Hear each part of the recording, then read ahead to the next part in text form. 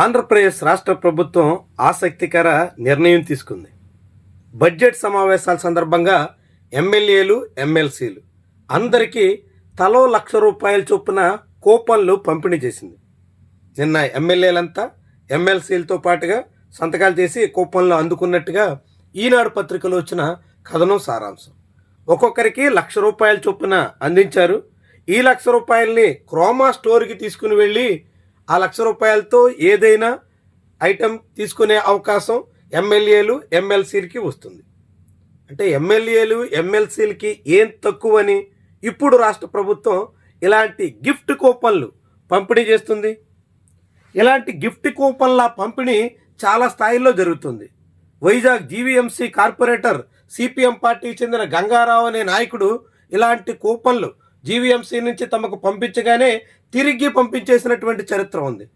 ఇలా ఎందుకు కూపన్లు ఇస్తున్నారు అంటూ వాటిని వద్దని నిరాకరించిన అనుభవం ఉంది.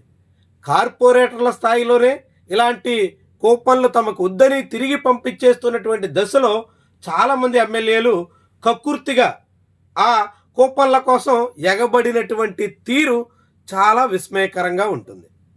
ఎమ్మెల్యేల స్థాయికి ₹1,00,000 గిఫ్ట్ కూపన్ ఇస్తే దానికోసం ఎగబడి తీసుకోవడం అంటే ఏమనాలి?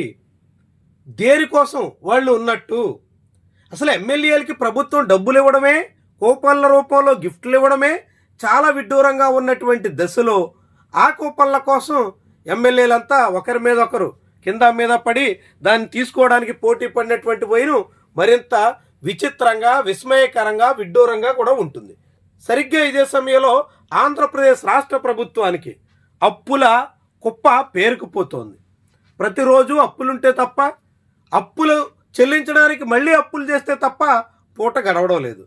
అలాంటి రాష్ట్ర ప్రభుత్వం అప్పులు తెస్తూ తన ఎమ్మెల్యేలకి గిఫ్ట్ల రూపంలో మొత్తం సుమారుగా 230 మంది వరకు ఎమ్మెల్యేలు, ఎమ్మెల్సీలు ఉంటారనుకుంటే వాళ్ళందరికీ ₹2,20,00,000 పైబడి వెచ్చిస్తున్నారు. ₹2,20,00,000 కేవలం ఎమ్మెల్యే, ఎమ్మెల్సీలకు గిఫ్ట్లుగా ఇవ్వడానికి ప్రయత్నం చేస్తున్న ప్రభుత్వం రెండో వైపు ఏం చేస్తుందో తెలుసా? అదే ఈనాడు పత్రికలో వచ్చింది. క్రషెస్ నిర్మాణానికి అవసరమైనటువంటి నిధులు ఇవ్వకుండా అదే ఆర్థిక శాఖ మోకాలు అడ్డుతుంది. నిధులు ఇవ్వడానికి ససేమిరా అంటుంది. ఎంత నిధులు కావాలో తెలుసా? ఎమ్మెల్యేలు, ఎమ్మెల్సీలకి గిఫ్ట్ల కోసం ₹2,20,00,000 ఖర్చు చేస్తున్న ప్రభుత్వం రాష్ట్ర వ్యాప్తంగా 108 క్రషెస్ నిర్మించడానికి రాష్ట్ర ప్రభుత్వ వాటా ₹1,44,00,000 కావాలి. ₹1,44,00,000 వెచ్చిస్తే రాష్ట్ర వ్యాప్తంగా 108 క్రషెస్ ఏర్పాటు చేస్తారు. క్రషెస్ అంటే చిన్నపిల్లల్ని సంరక్షించే కేంద్రాలు. అలాంటి చిన్నపిల్లల సంరక్షణ కోసం కేంద్ర రాష్ట్ర ప్రభుత్వాలు కలిసి ₹3,62,00,000తో 108 సెంటర్లు ఏర్పాటు చేయాల్సి ఉంది రాష్ట్రం అంతా. అందులో కేంద్ర వాటా ₹2,17,00,000. కేంద్రం రెడీగా ఉంది ₹2,17,00,000 ఇవ్వడానికి. కానీ రాష్ట్రం మాత్రం ₹1,44,00,000 ఇవ్వకుండా దాన్ని తాత్సార్యం చేస్తోంది.